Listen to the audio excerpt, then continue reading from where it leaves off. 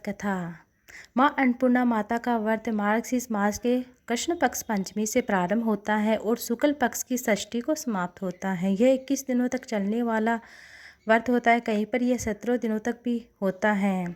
एक समय की बात है, काशी निवास से धनंजय की पत्नी का नाम सुलक्षणा था। उसे अन्य सब सुख प्राप्त थे, केवल निर्धनता उसी चीज़ की थी कि उसके कोई संतान नहीं थी। वह दुखे उसे हर समय सताता रहता है। एक दिन सुलक्षणा पति से बोली, स्वामी आप उसे अन्य सब सुख प्राप्त थे, केवल निर्धनता की उसके घर में कमी थी, दुख था।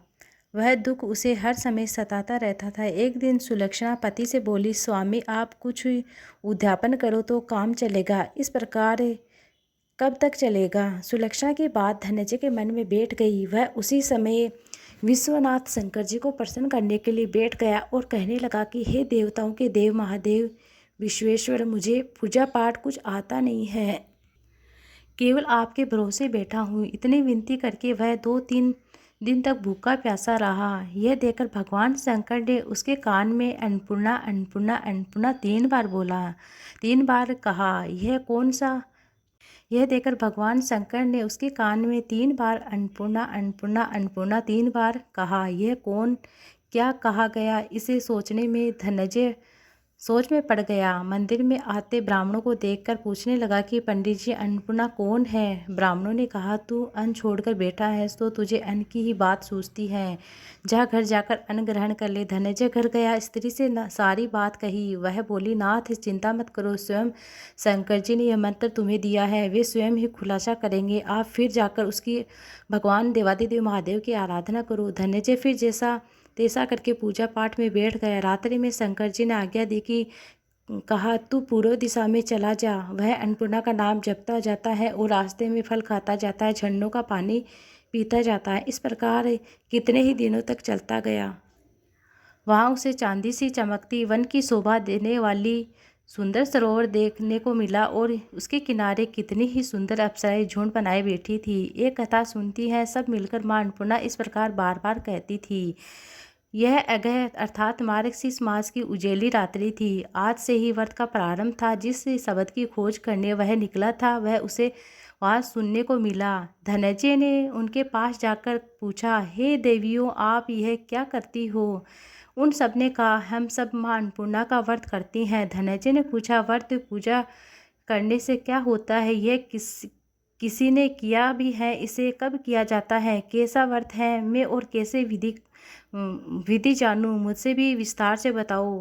वे कहने लगी, इस व्रत को सब कोई कर सकता है। 21 दिन तक यह चलने वाला व्रत है। 21 गांठ का सूत लेना चाहिए। 21 दिन यदि न बने तो एक दिन उपवास करे, यह भी न बने तो केवल कथा सुनकर प्रसाद ले। निराहार रहकर कथा कहे, कथा सुनने वाला कोई न मिले तो पीपल के पत्तों पर रखकर सुपारी या घृत कुमारी अर्थात ग्वार पाठा वृक्ष को सामने बैठाकर दीप को साक्षी कर सूर्य, गाय, तुलसी या महादेव को बिना कथा सुनाए मुख में दाना न डाले। यदि भूल से भी कुछ पड़ जाए तो 1 दिवस पर उपवास करे। व्रत के दिन क्रोध न करे और झूठ न बोले।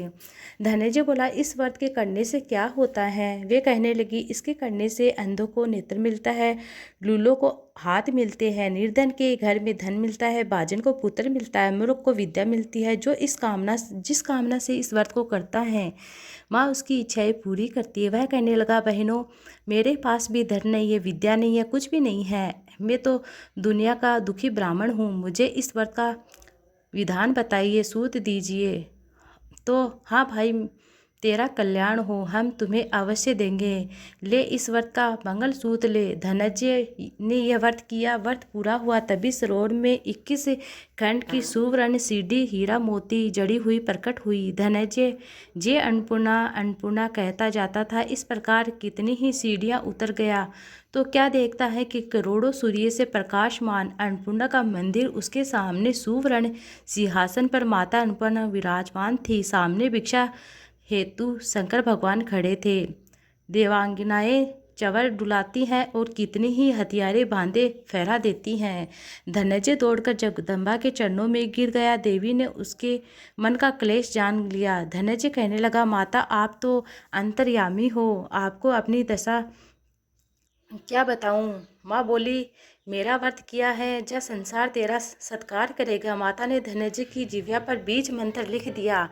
अब तो उसके रोम रोम में विद्या प्रकट हो गई। इतने में क्या देखता है कि वह काशी विश्वनाथ के मंदिर में खड़ा है। माँ का वरदान ले धनंजय घर गया। सुलक्षणा ने सब बात कही। माताजी की कृपा से उसके घर में धन संपत्ति उमड़ने लगे। छोटा सा घर परिवार था, बहुत बड़ा गिनती में आने लगा। जैसे शहद के छत्ते में मक्खियाँ जमा होती है, उसी प्रकार अनेक सगे संबंधी उसके घर में आकर भीड़ जमा करने लगे।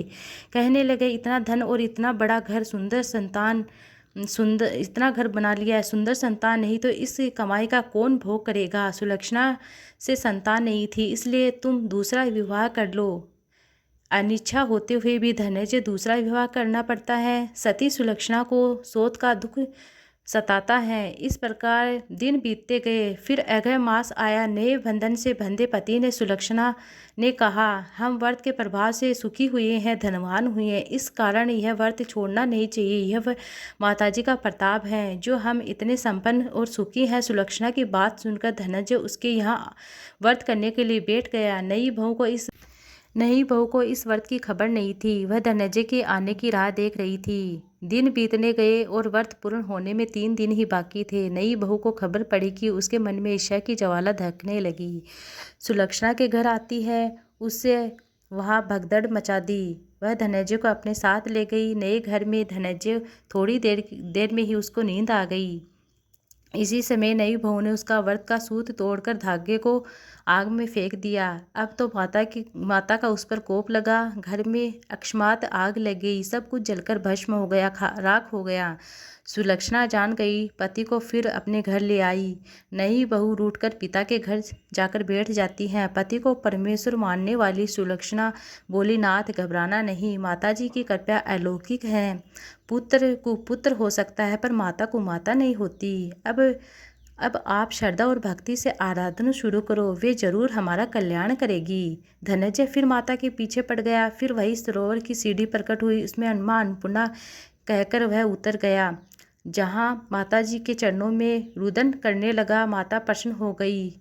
यह मेरी शरण की मूर्ति ले, उसकी पूजा करना, तू फिर सुखी हो जाएगा।